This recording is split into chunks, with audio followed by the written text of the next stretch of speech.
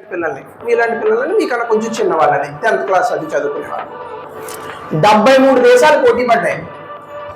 ఎందులో ఏం చెక్ చేస్తారంటే పిల్లల తాలూకా స్ట్రెంగ్త్ ఎలా ఉంది, మ్యాథమెటిక్స్ ఎలా ఉంది, రీజనింగ్ ఎలా ఉంది, ఇచ్చిన ఏదైనా ఒక చిన్న కాన్సెప్ట్ అర్థం చేసుకుంటున్నారు లేదా, బేసిక్ క్వశ్చన్స్. 73 కంట్రీస్ పోటీ పడితే ఇండియా ర్యాంక్ ఎంత మీరు ఎక్స్పెక్ట్ చేస్తున్నారు? మీరు ఏదో నెంబర్ చెప్పండి, నో ఇష్యూ. 73 అంటే 74 అనుకోండి, 73 కింద చెప్పాలి. Okay okay okay. On an average, how many days a week you come to college? 6 days. So Saturday is a full day. So your full day will be like 10 to 5. అంత motivated ఉంటారు, అవునా కదా?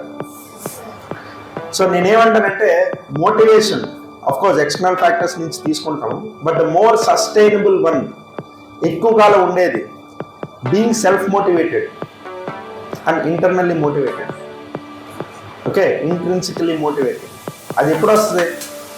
Clarity of purpose ఉండాలి. అసలు మీరు ఏం చేయదలుచుకున్నారు to begin with. ఇది ఎందుకు మొదలు పెట్టానంటే ఈ స్టేజ్లో, ఈ ఏజ్లో యూజువల్లీ జరిగేది ఏంటంటే మల్టిపుల్ డైరెక్షన్స్ నుంచి, అదేదో సినిమాలో చెప్తారు కదా, ఐడియాలు తన్నుకు వచ్చేస్తున్నాయి అన్ని డైరెక్షన్ నుంచే. నా వరకు నన్ను తీసుకుంటే ఇంజనీరింగ్ ఫస్ట్ ఇయర్ నాకు ELCS అనే ఒక సబ్జెక్ట్ ఉండేది, English language and communication skills.